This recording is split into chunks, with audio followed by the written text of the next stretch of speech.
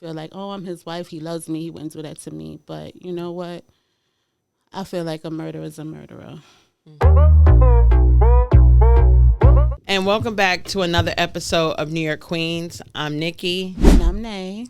And we're New York Queens Unplugged. And today we have a very, very exciting show for you. Today we have a very special guest by the name of Cheryl Cates that will be joining us later in the show. So, hey, Nay, what's been up with you for the week? Hi. Well, before we start, I do want to thank all of our guests for joining. And I also want to thank all of our subscribers. And please don't forget, if this is your first time, welcome. And please like, comment, and subscribe. Yes, and remember, we are on Instagram, we are on YouTube, we are on Snapchat, and we are on TikTok. And that's at New York Queens Unplugged. And on Snapchat, that is at New York Q Unplugged. Okay. Well, hey, Nick. So what you been doing this week? What's good? Man, it's been a long week, but we're here. I don't want to get into all my stuff. But I have been, on social media and in the news, and a lot has been going on. Yeah, a lot of tragic stuff I've has been happening. That. The young lady, did you see that? The young lady that was murdered by... Oh, the young lady that was murdered by her husband in the prison system. Right. Yes. So actually it was two young ladies that were murdered during a conjugal visit. So that's just crazy because you are coming to see your husband that's supposed to love you, and you're one of his victims. Yeah. That was where out in California. Yeah. Mm-hmm. Okay. I did hear something about that. So personally, I don't know if they were married before he was locked up, but I wouldn't deal with a man that has committed any, especially a murder. I would say murder, murder, rape, something like that. I couldn't do that. A lot of times you think that they wouldn't do that to you because you feel like, oh, I'm his wife, he loves me, he wouldn't do that to me. But you know what? I feel like a murderer is a murderer. And who God only knows what he was going through while he was locked up. If he has thoughts that maybe you outside doing what you're doing, and they have plenty of time to sit there and think about things, all kind of things is going through their minds. So and they're angry. Yeah. So I don't know. I guess it depends on the circumstances. Was she in a domestic violence situation prior to him getting locked up? What did he go? What did he go to prison for? Was the murder in self-defense? I guess it depends on the circumstances. But in any case, nobody, her life should have not been taken under, any circumstances. For me personally, would I get involved with somebody who's a murderer? I've known people that have gone to prison for murder, and they were actually good people. They were in the wrong place at the wrong time, and it was self-defense. So I guess it depends on the circumstances. I didn't, actually get to listen to the whole story, but I am aware of bits and pieces of it. So, yeah. So, it is very sad, and prayers to the victim and the family. To the victim and the family. Yes. The fact that it was two women that it happened to in the same prison. That's very sad. How are they going to stop that? Eventually, that's what's going to happen. What, the conjugal visit? I feel so. I think they'll probably stop that. Yeah.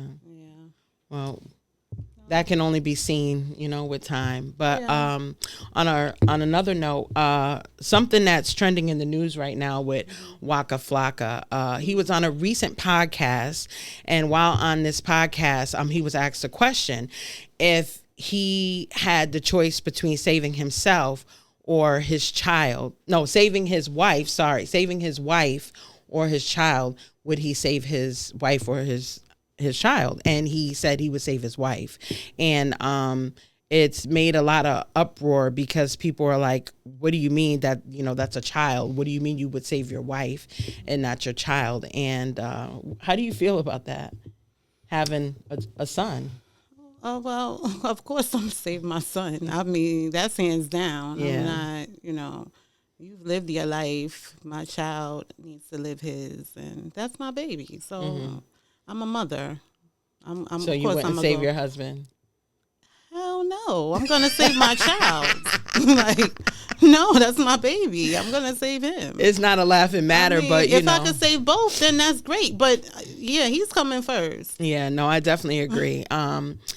And the thing that captured me when I saw it on Instagram was that he did not hesitate.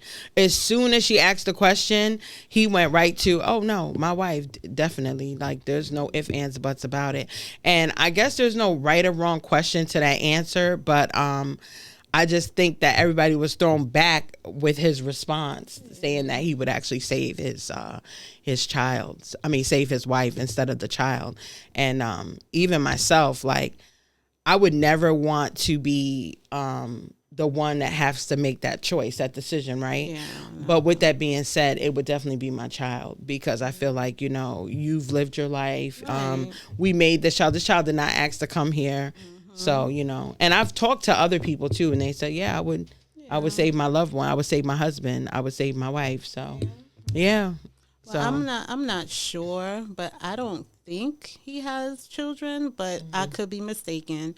But if that's the case, then I can understand why he feels that way. You really don't know a parent to child's love until you have children of your own. So that is a fact. That could be what it is. Yeah, especially a mother's love, because you're the one pushing that child out. You're the one carrying that child for 9 months and going through the labor pains and the heartache and the headaches. You know what I mean? Yeah. So the long nights, and everything that comes with being Everything pregnant. that comes with it. Yes. That love is something different. Yes. Yeah. So we would like to get ready to introduce our next guest. Her name is Cheryl L. Cates, Esquire, and she has been in practice since 2003.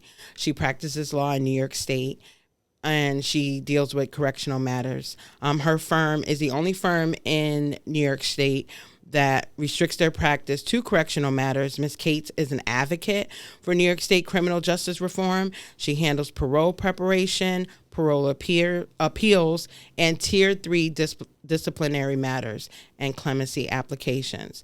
So we will be right back with Ms. Cheryl Cates. Okay. Hello, and we're back to New York Queens Unplugged, and we have here our very special guest, Ms. Cheryl L. Cates. And we are excited to have you in the building. Yes, we are. Well, thank you. Yes. You're a very busy woman and hard to get hold of. Psych, you're not. But anyway, For some people. Yes, for some. But you are a very busy woman, and you've been in the paint. I have to, give it to you there, and and God bless you, because the work that you do, you're like an angel sent from heaven for a lot of people. Can you let everybody know, who are you? That's a loaded question. No, it is. I'm just saying, who are you, and what made you start practicing law? So I spent my early adult life in the streets in Rochester, New York, and around age 24, I started to change my life, and then I was working as a brain injury trauma nurse. Then I got injured. Then I had to go back to school, so I did, and I became an attorney. I've done this kind of work my entire practice. I came out of law school, and I don't come from a family of attorneys whatsoever. So I came out of law school, and I hung my shingle with no other people helping me, and this is the work that I started to do. And I've been doing it for 23 years now. So, which we say I got a body in already. It's time for me to get paroled now. That's right. They don't want me to get my parole. They want me to stay in jail. No. Yes. They need you. Right now, it's very volatile to even address issues right now with New York State Prison. There's been a horrible bunch of things that have occurred since December. And it just, I even hate starting to talk about it. There was a murder of an incarcerated person that was done at the hands of correctional officers. And it was very brutal and torturous. And most of the people have seen it on the news, which has been very triggering for a lot of our justice-impacted individuals that work with us for advocacy work. I have no words for that video. Yeah, it's sick. Disgusting. For those that didn't see it, there's errors in the video where one of the officers repetitively kick Mr. Brooks, who is the individual that died, in his groin area. His sacral area and penis were ruptured from the kicks, which that was probably a very, very painful way to die. There's areas in the video where they shove a rag in his mouth. You could just, and again, I haven't watched it since December because it was so disturbing. They were throwing him around like a rag doll. And being a nurse myself, to sit there and watch 3 nurses stand there like business as usual and have no emotion about anything that was occurring right in front of them is disgusting. There was a sergeant there as well, and many other officers. There was a total of 17 staff members around the room that were shown on the video. 3 were nurses. Since that time, and I was also in attendance at the courthouse in Utica. We did some rallies, so I spoke at some of the rallies. You were with me in Rochester and Syracuse. And then Utica, when they sent the case to the grand jury, so some of the officers were indicted. So I went to Utica to be there when they unsealed the indictments, and that was disturbing as well. So the officers came in all cocky and smiling, and it bothered a lot of us. And some of them were charged with murder, some were charged with manslaughter, and some with gang assault and other charges. What's even more disturbing is you would think, even though we know, meaning people in the trenches, this happens every day. They just didn't kill the person, and nobody located the remote body camera footage. So the footage that they got caught on is called remote footage, and there's no audio to the footage. So that bothers me too, because why didn't that get looked at on any of the other cases that people were beaten? Why didn't they know there was remote footage? So these cameras, the COs are supposed to turn the cameras on whenever there's an interaction with an incarcerated individual, and they obviously did not turn it on, but what they didn't know is that they record anyway. So that's how they got caught, the remote footage. And then not even a couple weeks later, they killed someone else at the jail across the street. So the first one was at Marcy Correctional. The second one was at Midstate. And I am an administrator on a Facebook group, New York State Docs Federal Oversight, which Michelle Bonet, that is her group. We haven't confirmed this yet, but we have reason to believe that there may even be a third person that was murdered at the other jail over there at Mohawk, but we're still waiting to confirm those facts. So that is allegedly. Yeah. Allegedly, because we've had reports from people on the inside telling us that happened. So until they switch there's a thing called Docs Lookup. Okay. So we keep checking it to see if they change the status to deceased or whatever. But we did see reports that someone's body was taken out. So we're waiting to confirm that. But I don't care if it's 1, 2, or 3. It doesn't matter. Right. Yeah, it definitely doesn't matter. The heck do these people think they are, that they can murder somebody in the course of their employment? And when we saw these videos, there was no resistance for Mr. Brooks. None. he was sitting there, barely. You could tell he was like being a brain injury trauma nurse. Yeah. Something else happened before the video came on because he was clearly not all the way, I don't want to say conscious, but you could tell he was already dazed or something. Yeah, it was like he was just there. Not yeah. all the way there. Yeah. I'm sorry, just Cheryl. terrible. Can you tell me what brought all of this on? When did this? It started in December. We don't know what brought it on because the Department of Corrections doesn't always be forthcoming with releasing everything. Yeah. We've heard, like, this person was at the other jail first in Mohawk. There was some kind of altercation there. Then they brought him over to Marcy, which those jails are right next to each other.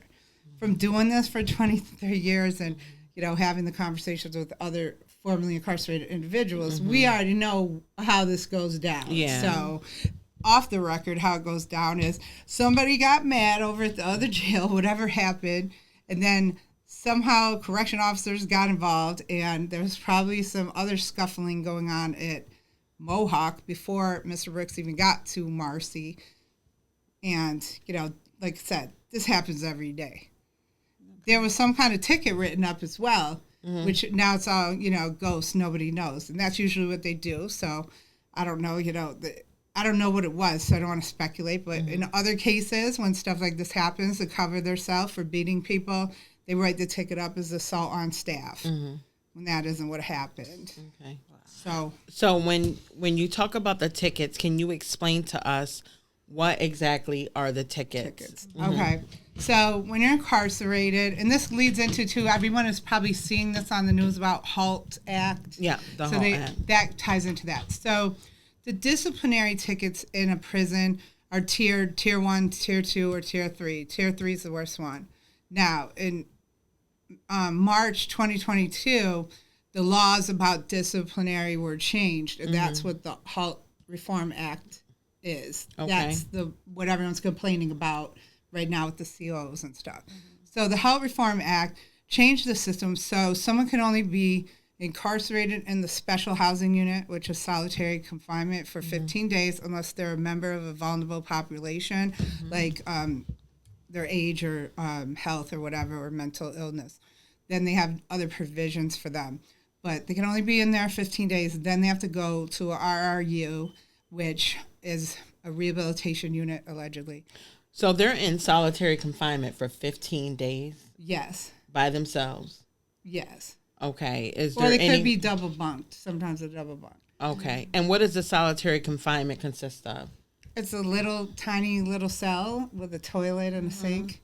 Some have showers in them, some don't. Some have the rec pen in the back, some don't. Okay. And now they have these static tablets. So even though they're in there, they can use that static tablet to call home. Oh, okay. That's nice. Yeah, but each jail. I've never heard of it. Yeah, each jail has different hours, though. So some jails get them from 7 a.m. to 11, some don't. And, they don't like that because if they're at the bad jail, they don't get the tablet like that. Okay, and they back can get to the movies tickets. and stuff on that little tablet. But there's certain hour restrictions, like when they did the Halt Act, because before they didn't have any time out of their cell but an hour. Oh, wow. So now this gives them more time for recreation and or programming where they could get a time cut or something like that. So when you're watching now, which we didn't get to that part yet, but the COs are very pissed off about this Halt Act. Okay. And that the other provision in the Halt Act they don't like is now they can have lawyers representing them at the hearings, which prior to that they could not. Okay. And they had to do it themselves. All right. So let's go back to the tickets. I'm sorry because I did interrupt you there. Oh, it's okay. So the tickets are given out for disciplinary reasons, but the Halt Act changed what the tickets could be given for. Okay. Prior, direct order was a tier 3, violent conduct, anything you did was a tier 3. Was basically. a tier 3, yeah. So now it has to be an act. It's in correction law, New York State Correction Law 137 and 138. And the act has to be so evil and heinous that you have to be removed from general population because you're a security or safety risk to the facility. Okay. And how do they deem that? They're supposed to, but they don't. No. Okay. All right. I mean, there's a whole review process. That's a joke, but they have a little form they just fill out. And but again, I do the appeals, so that's why I laugh like that, because they do not do anything that they're supposed to according to this law. There's a class action lawsuit filed against them currently for failing to do it properly. Okay. And just to also show you how that goes for them, there's a court order that came down in June called the Fields case. Okay. It ordered them that all their policies are null and void pertaining to the Halt Act. Okay. And it told them to define the class and reverse the tickets. That was in June. They still haven't done it. Oh, wow. So they're in contempt of court. So that's what, how many months now? We're almost to a year at this point. And that's how they rock and roll over at the Department of Corrections. They think they're above the law, that no one holds them accountable. And we just sit here having to refile stuff and wasting our time and everything else because they don't adhere to what the law says and what they're supposed to do, basically. Yeah. Now, you said that there's a group. Now, tell me a little bit about the group. Okay, Michelle Bonet is the founder of the group, which you'll hear from her later. And I'm an administrator on the group. So it's called NYS Federal Oversight. It's a group that I assisted by giving my opinion, which I do without being asked, about what it should be. But it's a group that, we started off before this happened with Mr. Brooks. We were kind of just slow rolling it. We had like 300 members. And, we've been growing the group slowly. There's some problems with the numbers, but we're between like 1,400 and 3,000 because we can't figure out why Facebook is like not catching up with the group members that we're letting in. Okay. So it's grown extensively since December. And we have family members of incarcerated individuals. We have other lawyers are in there. We have other advocates. We have formerly incarcerated people that are now home in there. And it serves as a community where everybody collectively helps each other. So if there's new people, the veterans step up. Okay. And they can ask something simple like, oh, what's the visiting procedures at upstate? Yeah. And then everyone else will chime in that husband was at upstate and help each other. And then we teach them on a higher level of how to advocate for themselves and the law. And, they ask legal questions that we're not giving them legal advice, but we give them the tools of what they need to know to learn what the answer to the question is. Because we're strictly, that's one of my things that I drive her crazy over, Michelle, about. We're not soliciting in here. Yes. We're not doing legal advice. We're going to teach them how to do it themselves or call, a lawyer to help you. And so it's a resourceful group, people helping people and letting people know where they can find certain resources. And we go live, and Michelle posts every single article there is every day about New York State prisons. So we have a very nice news collection so everyone can stay up. Stuff like that. Sometimes we're going to do a happy hour that in a few weeks, but I'm behind on that. So I told them we're going to do a vision boards with the people, and we're having a happy hour. But we do stuff like that. We do live feeds on different issues. There's a lot we do in there. I'm sorry. I'm going to rewind all the way back because to my understanding, was there a strike or something happening in the prison? We're getting to that. Okay. We didn't get to that part yet. That's why I was asking what brought everything on. This happened before, and it was very calculated. So the strike happened on President's Day. The COs walked out, and they left people in prisons locked in, which was disgusting. Okay. They're not supposed to walk out because there's a law that says they can't strike, called the Taylor Law, which they disregarded. So, yes, the COs are criminals, and they broke the law. And as we talk further, you'll see how they think that law shouldn't apply to them. So, all the people they're guarding, they're criminals, but they're allowed to break the law. So the strike came about. They all walked off the job. Not everybody, but a lot of people, and basically left the people in the prisons locked in. There were people that went like over a day without food. They were blocking the Amazon trucks, so the food and packages couldn't get into the prisons. There was so lovely things on Facebook. Let's see what else. One officer drove his truck in front of Auburn Correctional Facility, and he had one of those, the farm silver tubs that they feed animals with, the feed tubs.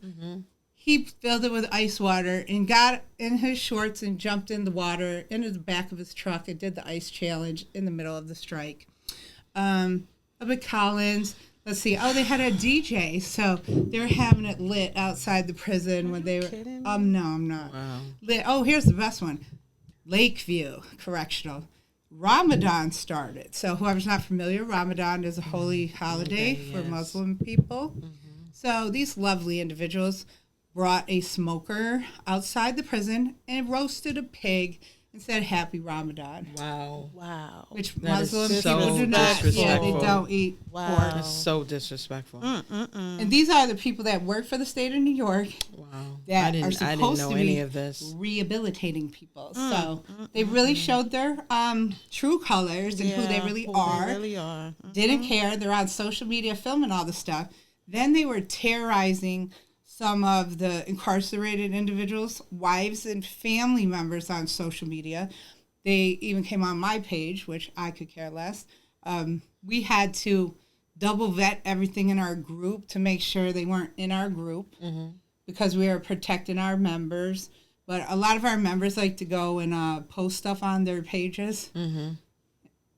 They like to post comments on their pages. But then what they did, they have a right to do that. But then these people who work for the state of New York went and started going on their Facebook pages and researching them, making comments about their kids, saying they knew who their husbands were, what prison they were, and just making, subliminal threats like, we know who your husband is, keep talking. Harassing. Like, we know what that means. It means keep talking and we'll send word so somebody can go get them. So, sad. it's very crazy. So what happened with the strike is it went on and their demands were illogical because first they wanted the Halt Act repealed. The governor does not have the power to repeal a law that was enacted by the legislature. So that isn't even something they could offer them. So what they offered them was because when this strike happened, the National Guard was brought in to help staff the prisons. It was declared a state of emergency in New York. So under the state of emergency laws, they let you suspend a law up to 6 months or portions of it. So they knew because it was, so the prisons, when there's nobody in the prison, it gets locked down. Yeah. So no programs are running. They can't, no visits. They cut the visits off. They even went as far as to cut off the legal calls. We couldn't even call our clients, which is unconstitutional. Yeah, I was hearing about that. It was horrible. Yeah. Medical care was limited. And it was just really bad. But Speaking of, I work with a woman, and she told me she doesn't mind me repeating this real quick, but I work with a woman whose son is, I believe, at Mid-State. That's where one murder happened. And she was telling me that her son had ended up with 3rd-degree burns. I'm not going into how it happened to him, but Someone threw water on him. so he ended up with 3rd-degree burns, and it got infected, and they would not treat it. And she had to write to all these people just to get him medication, Every just to day, get honey. him seen. And this young man would call her, like begging her, like, Mom, you have to help me. Like, it's infected. It has pus, and I have no medication. No nurse or nobody is seeing me. And so she had to go and just email everybody just to have him seen. Oh, yeah, Imagine the absolutely. people that's incarcerated that don't have the support, don't have a mother or father or relative to, No one helps them. That's No what- one Nobody helps him. Man, It's disgusting. I can't. It is very disgusting. There's just like, I could go on for hours. I mean, Yeah. the part that people have to understand is this happens every day. Before it was a state of emergency, before they murdered these people, they murdered other people. They're never held accountable. Yeah. And there's numerous ones. And there's numerous deaths that say they don't know what happened to on the list that they have. So I just don't even know. Like, I can't. And the second death, that is being sent to the grand jury. So there's a special prosecutor because the attorney general had a conflict. She couldn't represent them because she was already representing them on lawsuits where they beat people up. So now DA Fitzpatrick is a special prosecutor, and he got the second case too. So the second murder at Midstate, that is supposed to go to the grand jury early April. And it's unclear. I'm hearing speculation that there is another video that is worse than the first, but it's not. I don't know for sure. We're just hearing rumors. But there may be a release of another murder video. I can't even imagine it being worse than the first. I know. So that should be coming out. The DA offered the first guys in the Mohawk case, Marcy case, a plea bargain last week for some of them. So they have to come back. There's like 3 court dates because of the different lawyers. Okay. This month as well to see whether they're going to take the plea bargain or whether they're going to go to trial. Now, that gets iffy, and I'm trying to do the kindergarten version so it doesn't get too complicated. But there's also, so state has the murder charges. Okay. But the feds were going to come in. But then Trump put a hold on the Civil Rights Division on the feds. Okay. So the feds are still coming in as far as we understand. But that's a separate jurisdiction in federal. Okay. So even if so what they try to do to kind of get them to take the plea was they try to say something like, well, maybe if you take the plea, we can package it, the feds, with this. Okay. Otherwise, they're going to get whatever they get in state, and then the feds can charge them with civil rights violations, and they all have a different penalty based on whatever they get charged with. So those charges would be separate, and they would run. Like, first you'd have to do the state time, and then you'd have to do the fed time. Fed time, yes. So the worst one was the guy kicking him. So the paper or the news, which again I haven't seen none of the court papers, so I'm just going to say what the news said. They said they offered him 18 to life, which a murder charge carries 15, anywhere from 15 to 25 to life. Okay. So what happens is they decide what the plea is going to be, and then that's what they get. So they offered him 18 to life. That's in the middle. But see, this is the part people don't think about. Okay. The parole board has to see him after 18 years. So he could get hit every 2 years for the rest of his life with that sentence. Okay. Now, if he has another case state, we'll just make up numbers. Say he gets 20 years in the feds. So he has to get paroled off the state case first to start doing the 20 years in the feds. Okay. So if the parole keeps banging him, which they can, he could be in there for like 40 years before they let him out. Before he even does that time. And then he's still got to go do the 20 years of the feds. Okay. So it's like, it's complicated with sentencing. But I don't like to talk bad about other attorneys, but I don't know how they think they're going to get that video excluded, because anyone that sees that video, they're going to be toast. There's no defense to that. Wow. And I practice, so I can tell you, I don't see what any defense could be for any person to watch that video and not want him thrown under the jail cell. Wow. Because the video was horrific. You saw it, right? You seen it, right? Part of it? All of it? I seen part of it. I'm going to be honest, I couldn't watch the whole thing. Yeah, it was even thinking about it, it makes me sick to my stomach. How you could just treat a human being like that. I don't. But also being a fellow nurse, see here I go stealing the show. Also being a fellow nurse. Yeah. How did that make you feel watching those nurses just standing there? I was sick. It was sick to me. And as far as your understanding as a nurse, what are you supposed to do if something like that occurs? I would have tried to stop it.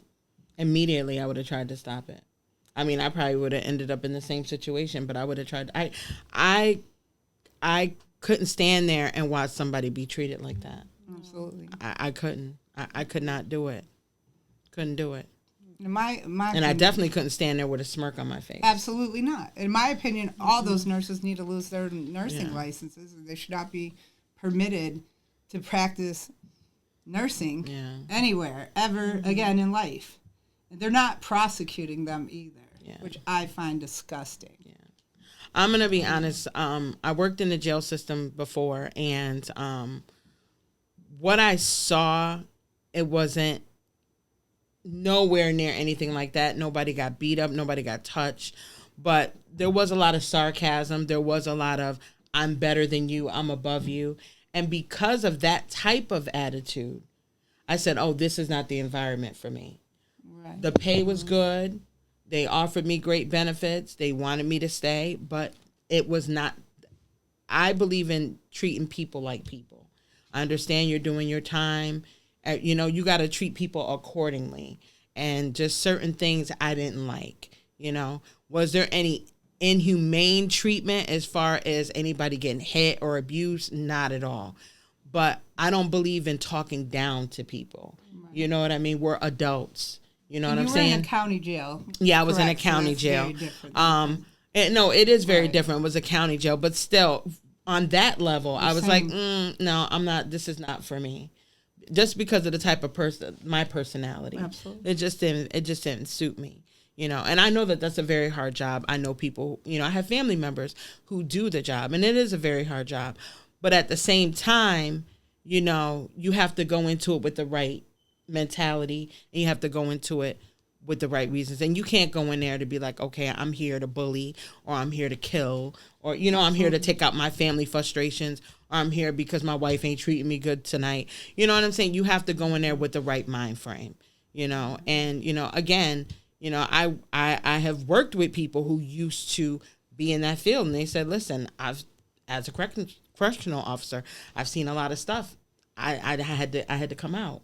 You know what I mean? I had to bow out. It's just no longer for me. So, you got to pick and choose your battles. You can't go into any profession and be like, okay, I'm in it for the money because I have a good pension, my 401k. You have to do things because you love them. The bottom line cannot just be the dollar. It just can't be. So, like I said, shout out and prayers to all the families who've lost somebody by the hands of someone in the prison system, whether that been a guard or another inmate, whatever. But prayers to everyone. Now, backing up to your question, because we got sidetracked. So they were complaining about, the first demand was repeal the Halt Act, like we said. Now, they have some very valid complaints about mandatory overtime. And I never want to take away the part of anything that any party is saying that is valid. So under the state law, they have mandatory overtime, and there were reports that some COs were having to work 24-hour, 36-hour shifts, and they couldn't go home. That's crazy. That to me is crazy, because after 18, I'm not functioning too well. You know what I mean? I've done double shifts, but that ride home, that's a long ride home. Absolutely. So 24 hours and you're monitoring humans? Nah, I'm sorry. You're monitoring bodies in prison, and you got to watch your back. That's a safety issue. Absolutely. Yeah. And it's also an issue of their quality of life and not being able to spend time with their families and whatever goes with that. And obviously someone's not going to be in their best state of mind if they've been up 24 hours working in a prison. Yeah. So if something jumps off, they're not going to be wanting to deal with that crap after they've been at work that long. That's what I wanted to know. The officers that are accused of abusing Mr. Brooks and others, were they the ones that were left during the strike? No, the strike happened after that. So the strike happened, okay. So he got, his incident was December 9th, and he died on the 10th of December. The strike happened in after February, which again, the strike was very conveniently planned because the court appearance of the officers that were charged with the acts on Mr. Brooks was originally that Tuesday. So they struck on Monday, the holiday, right before. But then the judge bumped that court date to Thursday. So we're sitting right now because they actually, when the strike, what happened, the governor ordered them back to work. They didn't go back. And then they went into court and sought enforcement orders because, again, it's illegal for them to strike under the Taylor Act. And then they finally said, if you do not go back to work, you're going to be fired. They terminated their health care benefits and all of that. So about 2,000 officers just got fired, and now they're all crying in Albany that they want their jobs back. But again, let's remember this. They're guarding people that were convicted of a crime, and they broke the law on the Taylor's Act. So what does that say? But you think you're above the law and you should go cry in Albany to get your job back. I guess you should just get what you deserve because that's what everybody else has to do. So and I'm biased. I'm not going to lie. I'm biased because they always seem, and this is our experience, which you're going to see more of this because in the budget, that's what the problem is. They're understaffed. Yeah. Part of the reason they're understaffed is they got prisons open with a whole bunch of beds when they could consolidate them. So the governor has put in paperwork in the budget to close 5 more prisons over the next year. So you're going to see everybody whining about that, too, in a minute, about the prisons being closed. But again, they got National Guard in there staffing the prison right now. Yeah. It's half COs. Like one prison upstate, which we're glad, but 2/3 of their staff got fired because they wouldn't go back to work. So how long do you think the National Guard until they staff is going to be on guard? Until they get the staffing where it's in safe conditions. Okay. But yeah, it's mad crazy right now. And there's 5 million other issues, which Michelle talked more on this. There's for the past year, there's a whole thing about, there's an unknown substance and everyone's getting taken to the hospital from exposure to whatever this is, which it's been a whole year and they don't know what it is yet. So now they're speculating that it's coming in mail. Like there's all these drugs on pieces of paper, like bug spray and K2. Like, well, who would smoke bug spray? But who is this unknown substance affecting? Oh, mostly the COs and nurses, which I guess that's because they got it out of the mailroom. I don't know, but Michelle will tell you the whole fishy story about that. Okay. Because not very often were the inmates being taken. So part of our analysis when we were talking about this was like, how is it that the 20 COs and like 3 nurses and 17 COs got taken out? Well, how come nobody incarcerated was exposed to it? So it's like really iffy, but they don't give up any information. And when you read paper articles, it's a press release that they prepared for you. Okay. Based on what they want to tell you. All right. So nobody knows if it's true or not, which that's Michelle's little baby over there. She wrote a whole paper about that. We'll let her do that. I know it must be difficult for them to find staffing with all the terminations and then getting people to even want to do the job, especially after everything that's going on and happened. Yeah, I don't know. That's a tough. So, can you tell me about the best case you ever worked on or prepared for? The best case, that's like your baby, something. Well, the problem with that is my clients all have attorney-client privilege, and you didn't tell me this ahead of time. So I'm sorry. Privilege, but it's Michelle Bonet. That's what she's right here, so she could give us permission. And Michelle will tell her portions of the story, but I worked with Michelle when she was inside when there was an issue about the drug testing machine that was giving false positives. I had other clients that had happened to. And the reason it's important is not just because, they got a drug case or whatever. It's because if you get family reunion visits, you don't get them no more. You get taken away. You can't see your family. You go to the box. Back then, there was the box where you went to solitary, and it wasn't the way it is now under the Halt reform. Okay. If you're in college, you get kicked out of college. If you're in the honor dorm, you get removed, and you go to the box. If you have back to the ticket thing. So if you get a dirty urine, that's what we call it. If you piss dirty, you get a Tier 3 ticket for drug use. And then there's sanctions. There's a hearing. So you get the ticket, you go to the hearing. Then there's sanctions if you get found guilty. One of the other things you could get is loss of good time. So if you have a CR date, which that's good time, you get out early. If you get a loss of good time ticket, you don't get out early anymore. So it takes your date. If you're going to parole, there's a compass risk assessment. This is a paper document, algorithm, kind of like when you do your car insurance. Yeah. There's a risk assessment to say, this person has this much, and then they plug it out in the computer, and then there's a bar graph. Okay. If you got disciplinary tickets, it goes on the compass. And then your scores are going to be bad, and then when you go to the board, you're going to get hit, which that means you get, denied parole. Okay. Because of a fake drug test. Oh, wow. So this has so many collateral consequences for people that's why it was a big deal. So we worked on the stuff together, and it did eventually become a class action lawsuit, which one of my male clients became one of the named plaintiffs or the people on that lawsuit. And our friend Michelle opted to file her own 1983 action, which is still pending. But she'll talk more about her circumstances. But it was very disturbing because in Michelle's case, she was on a trailer visit with her husband and her kids. And they came and dragged her off the trailer visit.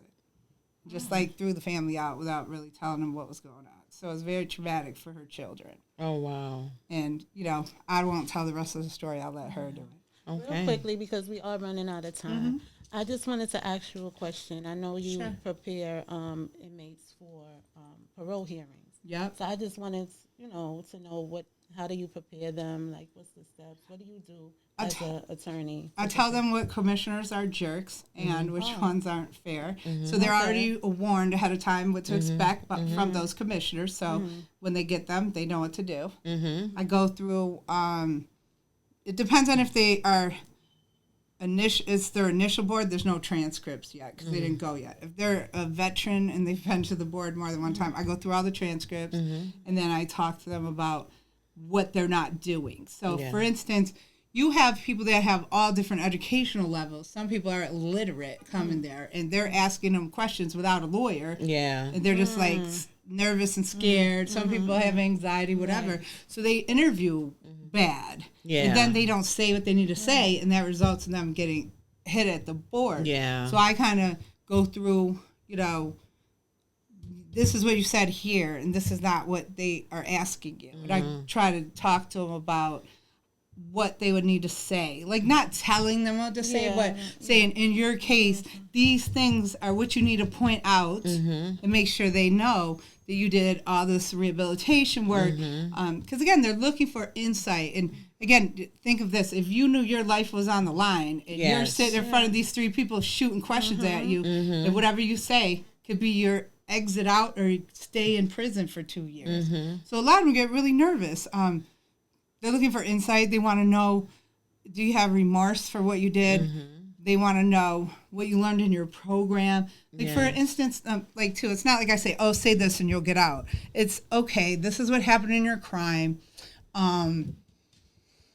They asked you what program meant the most. And your answer was ART. And that's it. You didn't give them a reason why ART was important, which that's aggression replacement therapy.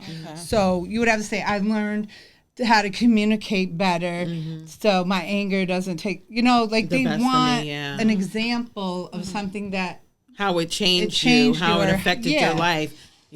How you're going to come out of being a better citizen. Right. So you're present during the parole hearing? No, you're not. Okay, no, so that's why I have to do that to prep them because I'm not there and I can't say, hey, say this. Like, you know what I mean? And I do the appeals as well. But, that's not all I do with my life. I have a film company that we just started. It's called Changing the Narrative. That we're getting ready to launch.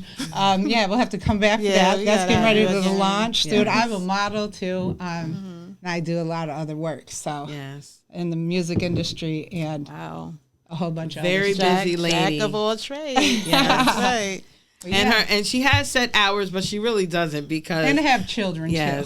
I've been with you when you've taken client calls. You're like, listen, we're at dinner. Like, this is a client. I have to take this. I'm like, okay.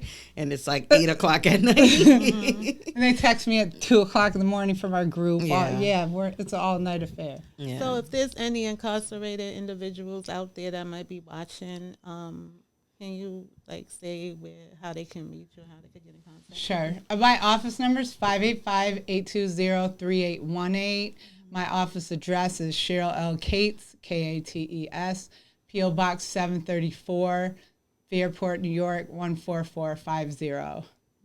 Great. That's great. And we definitely have to have you back because I feel like we could just keep talking and talking. You're just a tip of the iceberg, and you're like a plethora of information. And I'm pretty sure there's a lot of people out there that could use your advice and your help. And so we thank you. We do thank you being on New York Queens Unplugged. Thank you for having me. I want us to lift up our crowns because that's my ending. And Miss Cheryl, because you are truly a New York queen. Yes, you are. We have to crown you. Yes, so we have to crown her. She's a New York queen. She's helping a lot of individuals. We really appreciate her. So with that being said, that's the ending of our show. And thank you for joining us with New York Queens Unplugged, and we're out. All right. Peace out.